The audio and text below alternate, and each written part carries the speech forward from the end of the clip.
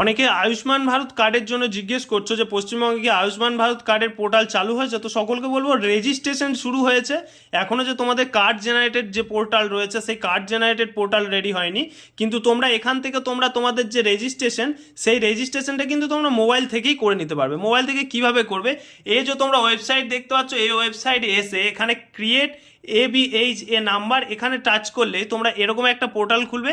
এখান থেকে তোমরা আধারের থ্রুতে তোমরা কিন্তু এই আইডিটা ক্রিয়েট করে নিতে পারবে। এই আইডিটা ক্রিয়েট করার জন্য এখানে তোমরা টাচ করবে, এখানে তোমরা তোমাদের আধার নাম্বার ইনপুট করবে। আধার নাম্বার ইনপুট হলে আই অ্যাগ্রিতে টাচ করার পর এখানে আধারের থ্রুতে একটা ওটিপি পাঠানো হবে। এই ওটিপিটা এখানে সাবমিট করবে এবং সাবমিট করার পর এই যে ক্যাপচাটা রয়েছে এই ক্যাপচাটা ক্যালকুলেশন করে এখানে সাবমিট করবে।